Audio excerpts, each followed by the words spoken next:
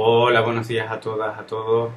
Bueno, primero que nada quería empezar hoy enviando un abrazo muy fuerte a una alumna de mi tutoría que, bueno, que no ha pasado por una circunstancia realmente fácil en estos días y nada, mucho ánimo desde aquí y un abrazo muy fuerte para ti y para toda tu familia. Luego también quería comentar al respecto de los trabajos que me han enviado del PPV por correo electrónico. Primero que nada, en general, bueno, de comentarles, decirles que estoy muy contento con los resultados, es decir, o con el trabajo realizado. Más o menos he intentado escribirle, aunque sea una pequeña cosita a cada uno al respecto de esos trabajos, si bien a lo mejor no lo he podido hacer con todas las personas que han enviado, pero bueno, en principio, pues ojalá que podamos compartir lo que han conseguido en esos trabajos, en ese trabajo de investigación tan profundo y a veces tan hermoso y tan emotivo, ¿no? En muchos casos, ¿no? Los resultados tan interesantes y creo que sería muy bueno que pudiésemos de alguna manera compartirlo en interclases, no solo dentro del grupo clase de cada grupo de segundo de bachillerato, sino también entre clases, porque hay hallazgos que me parecen muy interesantes y que sería bueno que compartiésemos. Bueno, más allá de eso, como vengo y sigo por aquí por París y bueno, vamos a continuar en donde lo dejamos un poco el día anterior, en la diapositiva 24 concretamente. Bueno, ahí esta diapositiva 24 quizás ya la habíamos abordado, nos habíamos quedado ahí en las señoritas de Aviñón, pero yo les había invitado a ver el vídeo y posteriormente hicimos alguna puntualización más al respecto de dicha obra. Entonces vamos a pasar a la diapositiva 25 y hoy ya nos vamos a ocupar del cubismo propiamente dicho. Si recuerdan, en la primera clase virtual que grabé, hablé de algunas características generales del cubismo, ¿no? Establecí un poco una aproximación así con carácter general del cubismo. Pero realmente ya luego estuvimos viendo la obra de Pablo Picasso desde su infancia hasta ahora, hasta la época rosa, y entonces vamos a intentar retrotraernos. Si quieren pueden recuperar esa primera clase en la cual les habla un poco de esas características generales del cubismo. De todas formas yo las iré recordando algunas de ellas y situando un poco ahora ya con las obras propiamente dichas a medida que las vayamos viendo. También hablaremos de otros dos artistas como son George Braque, que estuvo inicialmente muy unido a Picasso en cuanto a las propuestas cubistas. De hecho hay incluso ciertas discrepancias en torno a quién fue realmente el que inventó el cubismo, si se puede hablar de invención, y si fue George Braque o si fue Pablo Picasso. Y también de otro artista español, Juan Gris, que, bueno, que se mantuvo fiel a este movimiento artístico desde que lo adoptó, digamos así, porque él sí que no es que lo inventase, vamos, podemos establecer que por las fechas y datación de las obras es algo posterior, el momento en el que adopta el cubismo, pero que bueno, que sí que se va a mantener fiel al mismo hasta su muerte, ¿no? Su prematura muerte, como ya veremos más adelante, pero que bueno, que se mantuvo fiel al estilo. Pues bien, aquí en esta primera diapositiva tenemos tres fragmentos de tres obras. La de la izquierda es de Pablo Picasso, la de medio es de George Braque y la tercera es de Juan Gris. Como ven ahí aparecen esas fechas, 1909-1912. Estas serían las fechas en las que se corresponde o podríamos hablar un poco de cubismo analítico, es decir, desde 1909 hasta 1912, con sus matices, ¿no? Porque como ya hemos visto en otros momentos de la historia del arte, es muy difícil establecer el inicio y el final de un movimiento artístico, ¿no? Siempre hay, bueno, de hecho las señoritas de Aviñón así lo manifiestan, ¿no? Siempre hay esas obras que no sabes bien si son una cosa o son otra, ¿no? Porque son elementos de transición entre estas distintas etapas. Evidentemente esto del cubismo analítico lo establece la historia del arte y no los propios artistas. De hecho, no son los artistas cubistas los que acuñan el término de cubismo.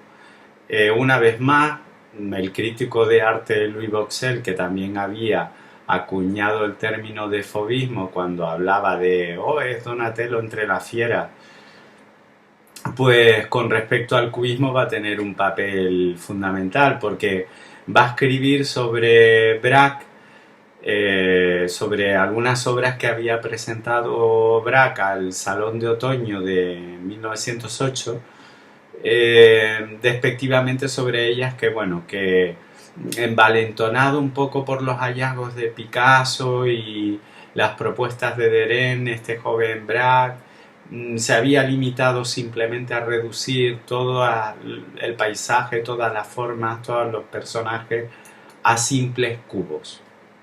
De todas formas, Apollinaire comenta en algún escrito que realmente quien acuñó el término no fue ni Louis Boxel siquiera, sino que fue Henri Matisse, que había sido jurado de el Salón de Otoño y que había formado parte del jurado que había rechazado las obras de Braque y había exclamado al contemplarlas algo así como pero si son simples cubitos o algo así.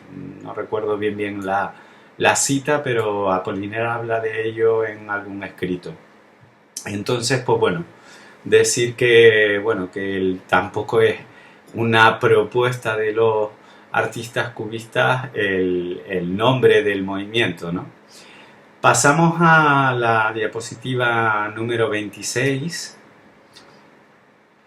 Bien, pues aquí tenemos dos retratos, un retrato de Ambroise Vollard, del que hemos hablado o hablamos en algunas otras ocasiones, cuando hablamos de Cézanne o hablamos del posimpresionismo, gran coleccionista de arte, marchante, galerista.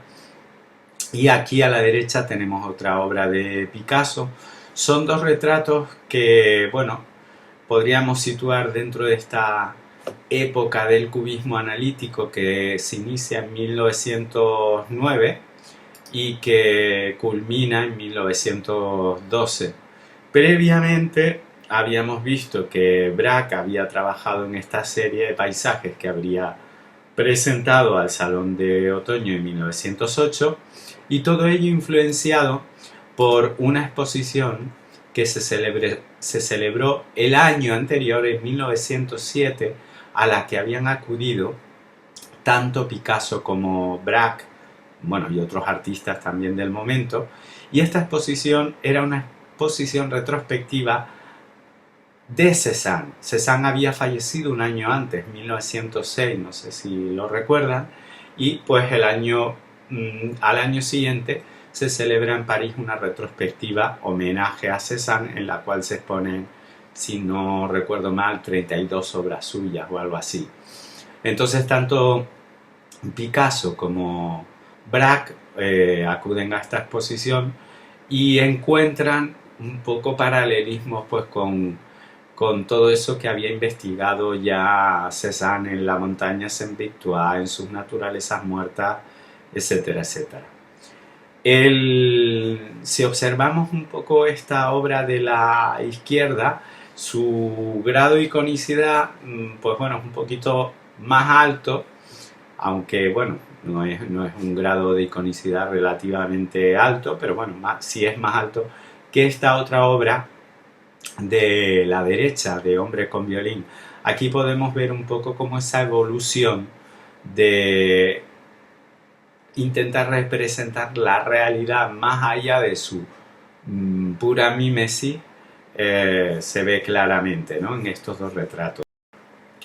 También otra influencia de la obra cesaniana podríamos verla un poco en la modulación lumínica que observamos en todos estos planos de color, en lo que había llamado Cézanne, o habíamos estudiado como la técnica del passage, ¿no? De pasar de un color a otro moduladamente, no a la manera del impresionismo yuxtapuestos y crear efectos lumínicos del color por proximidad de los mismos, sino ir cambiando los tonos de luz de dicho color para sugerir el volumen.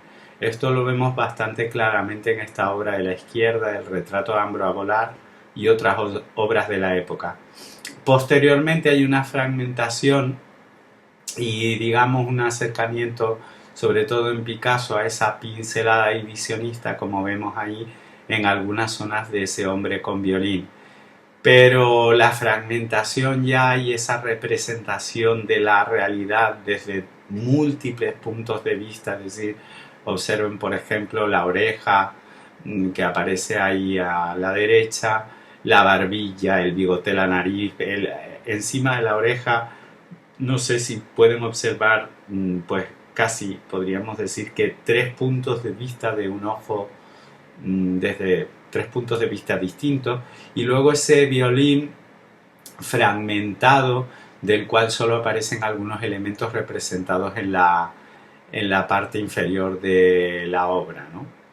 Esto, pues bueno, lo vamos a ver también en las obras de Braque. Pasamos a la siguiente diapositiva.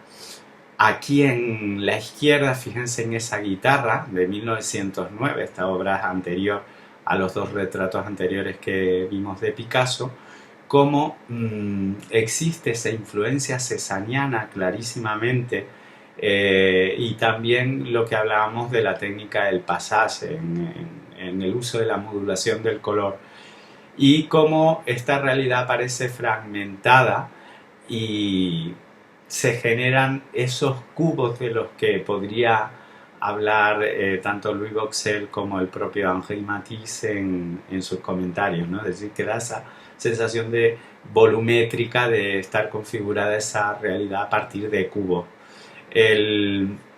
La obra de la derecha, Naturaleza muerta, con jarra y violín, de 1910, fíjense ahí la jarra que también aparece fragmentada, el violín igualmente a la manera que veíamos en Picasso anterior, si bien aquí pues hay una representación un tanto más mimética, pero como el volumen queda sugerido con múltiples planos de iluminación a partir de estos claroscuros que se establecen entre los ángulos o líneas que conforman la composición, ¿no? El artista en este momento lo que intenta es representar la realidad, pero desde múltiples puntos de vista. Es como si pudiésemos representar en una sola imagen dicha realidad de manera combinada o simultánea, ¿no? El espectador, en este caso aquello que hacía Cézanne alrededor de la montaña Saint-Victoire, que la iba rodeando para encontrar pues la pincelada constructiva adecuada, arquitectónica, etcétera, pues el artista cubista en este caso lo que hace es, con una naturaleza muerta, pues lo mismo, ¿no? Intentar representar dicha realidad desde diferentes puntos de vista e invitar al espectador a que sea el que ordene en su mente el mensaje que da dicho artista. Ni que decir tiene que, bueno, que esta ordenación que tenía que hacer el gran público, pues bueno, el espectador o espectadora que contemplase una obra cubista, pues realmente no era fácil en este momento y suponía pues bueno, un esfuerzo por parte del espectador de comprender qué había detrás de esa propuesta artística, ¿no? De esa fragmentación brutal a la que se sometían los objetos, esos múltiples puntos de vista, si había una aproximación matemática al respecto, etcétera, etcétera. Bueno, sobre esto Picasso comentaba años más tarde, que bueno, que mucha gente se había esforzado en explicar el cubismo a partir de las matemáticas, de las tres dimensiones, de la geometría, de incluso hasta del psicoanálisis. Pero que bueno, que todo eso no era más que simple literatura, que realmente al cubismo le bastaba con perseguir una serie de fines plásticos o estéticos, que no había que ir tampoco mucho más allá. De todas formas, pues bueno, sí que es cierto que si analizamos estas obras, pues podemos observar tanto en la una como en la otra, pues que sí es cierto que mmm, hay esa intención de representar la realidad desde múltiples perspectivas, que existe esa influencia de la pintura de Cézanne que ya había perseguido sobre todo en la representación de las naturalezas muertas y de la montaña Saint-Victoire, y que hay influencias incluso técnicas en cuanto a la técnica del passage, pero que se es mucho más ambicioso. Fíjense cómo la paleta cromática se reduce muchísimo. Aquí ya hablamos de ocres, de grises, algún verde, también marrones, negros, bueno, blancos para sobre todo iluminar y crear ese efecto un poco volumétrico de claro oscuro, no de claro oscuro entendido como el barroco, sino en este caso volumétrico, según las propuestas de Cézanne, aquello que hablaba del cilindro, el cono y la esfera, como forma simple, y que bueno, que también se van a ver en la pintura de Juan Gris. Pasamos a la diapositiva siguiente, la diapositiva número 28. Esta obra de la izquierda es un retrato que hace Juan Gris a Pablo Picasso, está fechada en 1910, y esta otra es una naturaleza muerta, botellas y cuchillo, de 1912. Si observamos bien, aquí Juan Gris va en estos 2 años, en esta época o primera época inicial del cubismo analítico, va a usar como una especie de cuadrícula en diagonal entrecruzada, y fíjense como aquí sí que la influencia del passage, sobre todo en la obra de la derecha, fíjense esa modulación del color que se establece para simular esos volúmenes, pero es un cubismo mucho más organizado que el cubismo de Braque o de Picasso. Fíjense que parece que hay como un estudio geométrico muy exhaustivo para que la obra no pierda, digamos, esa identificación, es decir, que sea más fácil el acceso a identificar los diferentes elementos que conforman la obra. De hecho, el retrato de Picasso, pues aquí podemos distinguir perfectamente la paleta que sostiene en una mano, los botones de la chaqueta, su rostro, pero bueno, con ese entrecruzamiento de volúmenes que podría un poco hablar de una composición más meditada, ¿no? Es decir, no tan espontánea como el cubismo analítico inicial de Picasso o de Braque. Por eso se ha hablado en muchas ocasiones que el pintor realmente cubista, o el más puro de ellos, fue sin duda alguna Juan Gris. Bueno, decir que de Juan Gris que este no era su nombre real. Su nombre real era José Victoriano González Pérez, es decir, que no se llamaba ni Juan ni se apellidaba Gris, pero es un seudónimo que él adopta una vez que se traslada a Francia. Y bueno, él entra también en contacto con Picasso en la época del Bateau Lavoir, es decir, antes de que incluso Picasso se vaya del Bateau Lavoir, ya él ha tomado contacto con el grupo de Picasso y empieza a experimentar, pues bueno, pues con todas las propuestas estéticas que van a ser tanto Braque como Picasso por aquel entonces.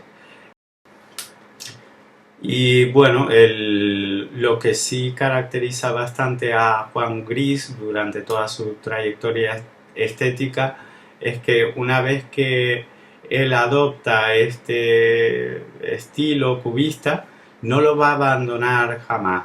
Es decir, así como Picasso luego va a tener un cierto retorno a un clasicismo, bueno, incluso podemos hablar de una época surrealista, etcétera. Braque igualmente va a tener otros coqueteos, por decirlo así, con otras propuestas estéticas. Juan Gris se va a mantener bastante fiel a los principios del cubismo hasta su muerte. Y bueno, por eso se habla de él, como decía, como el cubista propiamente dicho. Pasamos a la diapositiva número 29. Aquí ya nos vamos a adentrar en el llamado cubismo sintético y tenemos tres fragmentos ahí de tres obras. La primera de Pablo Picasso, la segunda de Georges Braque y la tercera de Juan Gris. Como vemos, pasamos a la...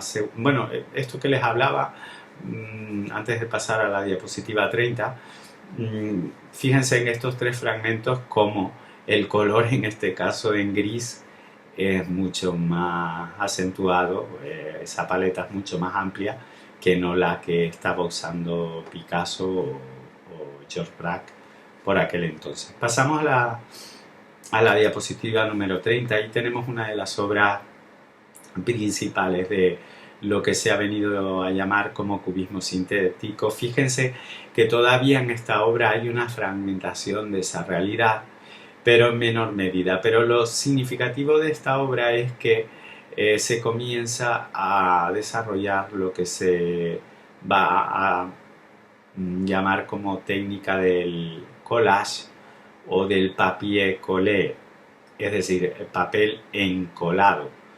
Viene de ahí, de ese término, de ese papel encolado, papier-collé, lo del término de collage. En esta obra, que Picasso titula como Naturaleza muerta con silla de rejilla, esta silla de rejilla que aparece ahí no es una silla de rejilla real, ese material, sino que es un papel imitando, es decir, como una especie de un papel, no, un hule, imitando esa textura. Pues bien, el propio Picasso lo que hace es recortar ese papel y presentarlo como si fuese una especie de realidad misma.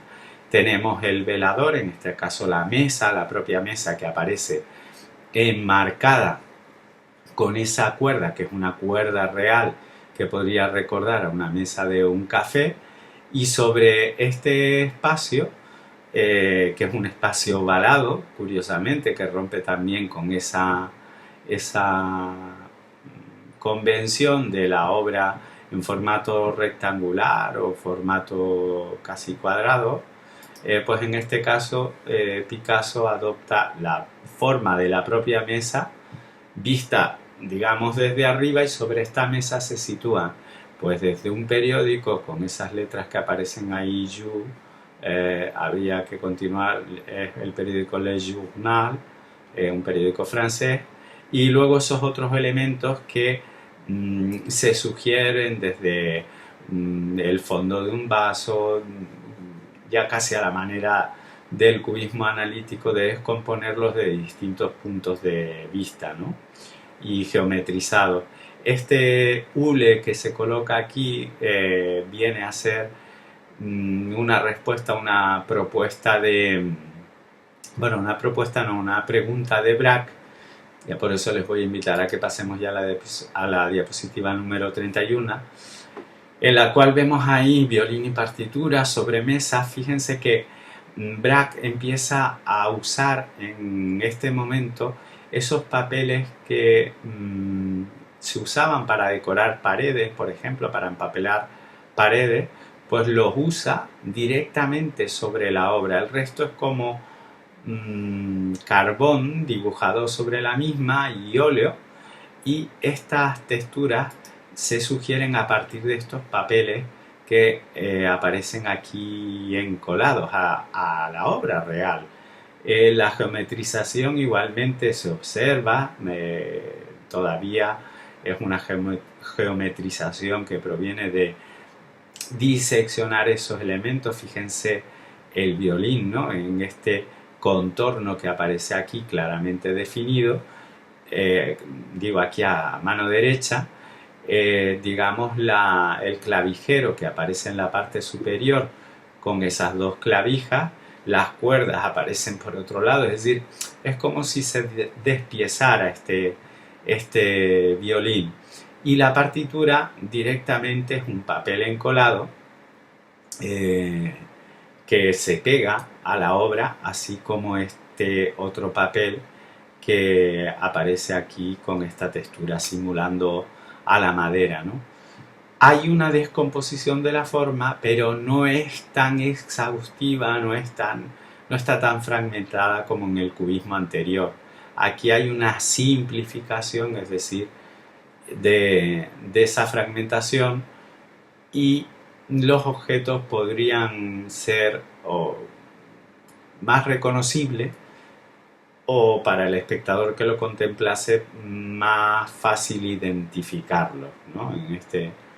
en este momento del cubismo. Pasamos a la siguiente obra, y aquí tenemos una obra a la izquierda, la de Naturaleza muerta ante una ventana abierta, en la cual se mantienen esos principios del cubismo analítico, de disección de la forma de múltiples perspectivas, y también el uso de esa rejilla en diagonal que veíamos. Pero curiosamente esta obra de Juan Gris, fíjense que presenta esa ventana abierta. Esto va a ser un recurso que él va a utilizar de manera reiterada durante una gran parte de su obra o de su trayectoria, el situar naturalezas muertas delante de una ventana abierta ante la cual colocar un paisaje. No sé si recuerdan el estudio del pintor en Collioure de Henri Matisse, que también hablaba un poco de esto, ¿no? De esa ventana abierta ante la cual representaba ese paisaje, y a la vez en el interior del estudio, pues bueno, presentaba una serie de obras. Pues aquí Juan Gris lo que hace es este frutero, fíjense la tipografía del Le Journal, aquí el periódico, cómo se distorsiona con los distintos planos, la botella que a la vez comparte, digamos, espacio pictórico con la tela y el frutero, esa forma volumétrica de una aparente fruta, manzana, naranja, no se sabe bien lo que es, y los elementos de la reja decorativos también que aparecen a ambos lados de esta naturaleza muerta. Ni que decir tiene que la paleta cromática, como observamos aquí, es mucho más amplia que la que veíamos tanto en Picasso como en Braque. No así a lo mejor en la siguiente obra, que es la obra que se ha seleccionado para el comentario de la parte práctica de la BAU, esta obra de Juan Gris, Guitarra y periódico, de 1925, que se conserva o se exhibe actualmente en el Museo Nacional Centro de Arte Reina Sofía de Madrid, y que bueno, en este momento del cubismo sintético, fíjense que estamos hablando de 1925, y establecíamos al principio de la presentación justamente del cubismo sintético, que abarcaba desde 1912 hasta 1914. Bien, en el caso de Braque he querido poner estas dos que superan esta fecha, en la cual Braque, digamos, y Picasso se centran en esta subdivisión del cubismo, por decirlo así, con esta propuesta de sintetizar las formas, de reducir un poco también los volúmenes, de combinarlo con elementos de la realidad, la técnica del papier-collé o el collage, el pegar los elementos directamente de dicha realidad. Y sin embargo Juan Gris va a mantenerlo pues más allá de este esta fracción de 2 años que hemos visto en Picasso y en Braque.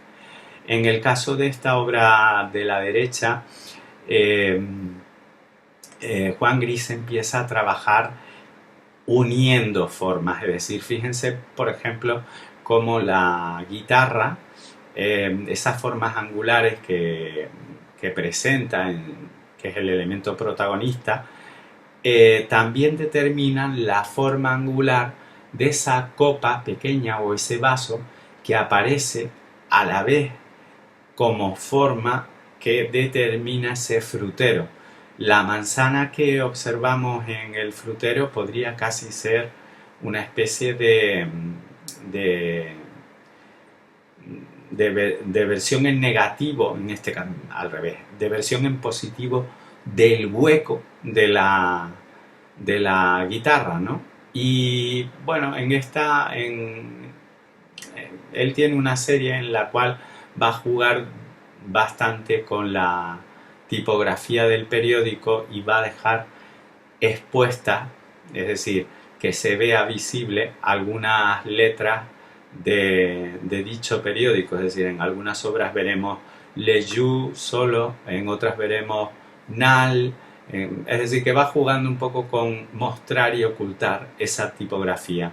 Observen también como el pentagrama del fondo, ¿vale? Aparece ahí delimitando esas formas y como todas estas formas combinadas, pues, o el trapo, o incluso el paño sobre el que descansa esta guitarra, y determinan las formas espaciales y volumétricas, ¿no?